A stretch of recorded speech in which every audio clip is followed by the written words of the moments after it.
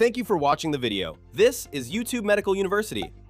On the same morning at the age of 85, one family quietly held their father's hand and watched over him. The other family was surrounded by police and emergency responders, spending the evening in panic.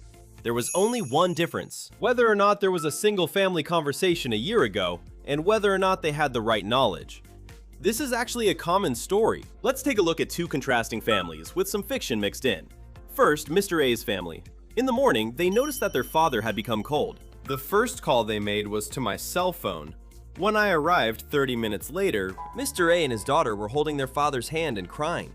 But even as they cried, their expressions were calm and peaceful. The police never arrived, and the father died with a peaceful expression. And the other case is Mr. B. Mr. B's father suddenly lost consciousness and seemed to have stopped breathing, so he hurriedly dialed 119. When the paramedics are called and determine at the scene that the person is in cardiac arrest, they have to perform resuscitation. They will start chest compressions right there. Even if the person had written on paper that they did not want life-prolonging measures, sometimes that wish is not honored. In a way that the person did not want, a lot of procedures may be performed on a body that is already weak, and without regaining consciousness, the person could remain connected to many medical devices for months or even years in that state. I have seen situations like that. In reality, there are cases where life is prolonged in a way the person did not want. This is not the fault of the paramedics. Their job is to save the life in front of them. Have you heard of the term advanced care planning? In a recent 2022 survey, 3 out of 4 people said they didn't know it. Even among medical professionals, only about half said they knew about it. Today, we're going to talk about how to face the end of life. I'll also explain about this advanced care planning. Most Japanese people face their family's final moments without any preparation, and at those times, they often feel anxious, panicked, or go through a tough experience. Whether or not you have the right knowledge determines if you can face it peacefully. Also, there are certain words you should absolutely avoid saying. I'll explain things in an easy to understand way so it doesn't become too formal or stiff, so please listen. First, let me tell you the most important thing. If you think something is wrong with your family member or their breathing might have stopped, call 119. This is an unchanging, fundamental rule. If they still feel warm, if you don't know how many minutes they've been down, or if you just found them now. In situations like this, don't hesitate, call an ambulance. Then, please follow the instructions given over the phone. Today, I'm going to talk about a different case that falls outside of that fundamental rule. For example, when you wake up in the morning and find that the body is already completely cold, and the person wanted to die peacefully, what should you do in such a situation? Should you call an ambulance, or the police, or should you call the hospital? That's what I'll be talking about. For example, let's say you're receiving home medical care, and doctors or nurses are visiting your house, and you've already been told that you have terminal cancer and only a few days left to live. Then, one morning, you find them cold with a peaceful expression. In a situation like this, where it is medically clear that the person has passed away, if you panic and dial 119 at this point, as I mentioned at the beginning, paramedics will rush to the scene and perform chest compressions. They are required to perform chest compressions to try to save the person's life.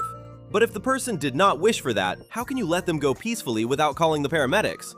The answer is simple. For example, if your father is receiving home medical care and it has been decided between the doctor, the family, and himself that he will spend his final moments at home, the contact number is not 119. You should contact the hospital where his primary doctor works or the home visit nursing agency. A home visit nursing agency is a service where, in addition to the hospital that provides home medical care, nurses run their own home nursing services. If you have a contract for a nurse to come to your home, contacting the home nursing service becomes one of your options. In that case, the doctor and the nurse will rush to your home, examine the person, and if they determine that you passed away due to an illness you were being treated for while alive, they will confirm the death on the spot and help you through the passing. They can also issue a death certificate right there.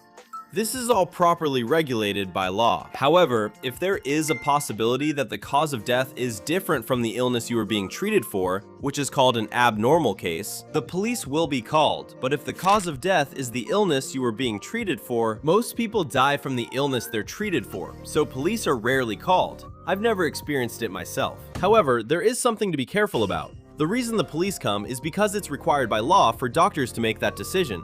This brings up an important point. If you want to spend your final moments at home, discuss this with your primary doctor ahead of time. And if possible, it's important to connect with a visiting nurse as well. Otherwise, if you don't, it's rare for a doctor who hasn't been treating you to suddenly come to your house. In such cases, since the cause of death is unknown, you'll end up going to the hospital by ambulance and having various tests done. It's said that about half of Japanese people actually want to die at home, but in reality, less than half of them actually pass away at home. I believe that's because what I talked about today isn't widely known.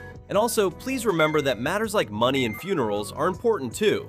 When the time comes, I hope you won't panic or run into trouble. You will receive a death certificate from the hospital, but just one copy of that certificate can cost anywhere from 5,000 to 10,000 yen, so it can be quite expensive. The original is only needed when you report it to the government office. According to the Family Register Act, it must be submitted within 7 days. So when you submit it to the government office, please make extra copies using a copier beforehand. You may need them for pension procedures or insurance procedures. However, just in case, make sure to check in advance whether you need the original or a copy. When transferring money from the person's bank account, you may need this death certificate. And not just that, there are various necessary documents such as family register papers and seal registration certificates. So if you sort this out in advance with the City Hall, you might be able to avoid rushing later. Finally, let's discuss the crematorium. In cities, waiting for cremation has become common. At the Municipal Funeral and Cremation Facility in Yokohama City, the average waiting time exceeds 5 days, so it's quite a long wait. I'm not saying you need to prepare right now, but it might be good to remember which funeral home your relatives used when someone passed away, even though it's not something we want to think about. Many people might feel that way, but as a practical matter, please remember that these are the procedures so you don't panic when the time comes. When meeting with the funeral home, make sure to check when the crematorium is available. Once that date is set, the schedule for the wake and funeral service will be decided, so it's important to consult with the funeral home. This may be a bit of a practical topic, but I thought it was very important knowledge, so I wanted to share it with you in advance. For those watching this video, if you have experienced any difficulties, or if you have tips on how things went smoothly for you, please share them. Your experiences can be helpful for other viewers. Now let's move on to part 2. It's not easy to talk about where you or your family would like to spend your final moments, is it? It might create an awkward atmosphere, get you scolded for bringing up something so ominous, or make your mother feel down. There's a lot to worry about, isn't there? In part 2, we'll discuss end-of-life patient care. From a doctor's perspective, I'll share based on my experiences what kind of families are able to go through a loved one's final days more peacefully. According to a survey conducted in Japan in 2022, however, only 1.5% of people answered in the survey that they had discussed the end of life in detail with their families. Only about 30% of people said they've even talked about it, and many haven't discussed it at all. The number one reason is that they don't have an opportunity to talk about it. However, there is this fact.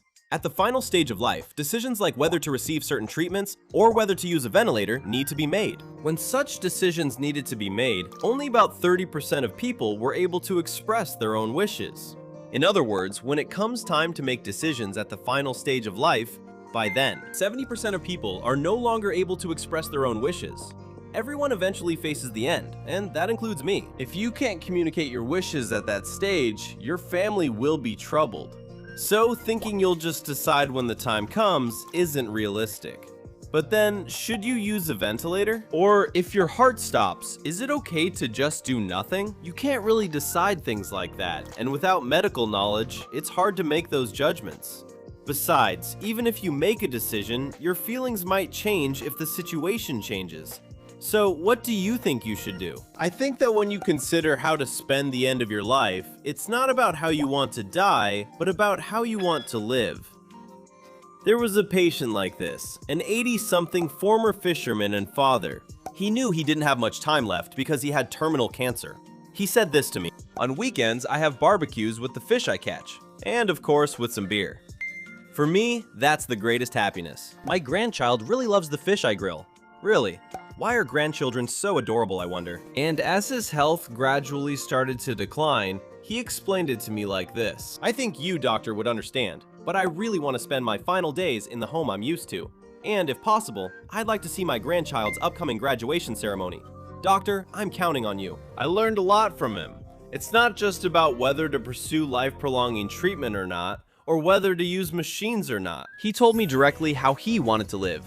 Spending weekends with family, having barbecues, and watching his grandchildren grow up were his sources of happiness and purpose in life. These are important values, and by accepting them, we can think together about how to face the end of life. The choices about medical care are already included in the words your father gave me. Time with family and grandchildren matters to me, and I hope to live to see my grandchild graduate. These are core values. If we work backwards from these feelings, then as a medical team, let's prepare so that you can spend your final moments at home. However, if something happens at home, we can handle it there. Let's do everything we can during treatment.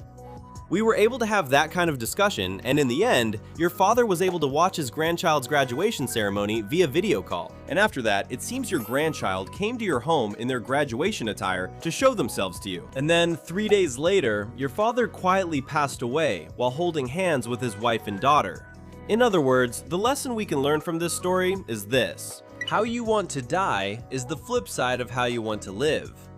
When do you and your family smile, and what do you look forward to? Try to talk about things from a positive perspective, and you don't have to come up with an answer. Even if you can't find an answer, just talking about it from time to time and worrying about it together, the process itself is important. But you might be wondering, when and how should I bring this up? In the next 3 examples, I'll explain that in detail. Here at YouTube Medical University, we actually make home visits and provide end-of-life care. As a practicing physician, I share important conversations about life. If you might forget which video this is, please hit the like button, and if you enjoy it, I'd appreciate you pressing like. Now, starting with these 3 examples, let's think about what you can do after watching this video. I don't recommend starting the conversation by saying something like, "Dad, Mom, let's talk about your future care." From your parents' view, they might think, "Am I that bad? Do you want me gone soon?" That's how it could seem. What's important is picking the right timing. Like waiting for the perfect moment to steal a base in baseball. Like a base runner, stay crouched and ready to move right or left at any time. I always try to maintain that awareness. What do I mean by that? It's about the timing when you start to reflect on your own life. For example, when you celebrate your birthday, you could say, "Wow, you're already 88 now?" and ask if they have a goal for how long they'd like to live. This can be asked casually during a celebration. Or maybe you mentioned something you liked from the news. For example, when a celebrity announces they have cancer, you might watch that news together in the living room and casually ask, "What would you do, Mom?" Or when a relative or family member passes away, or if someone actually gets sick. When they are hospitalized and then come home, you can ask them to look back and say, "How was it this time, being hospitalized and getting treatment?"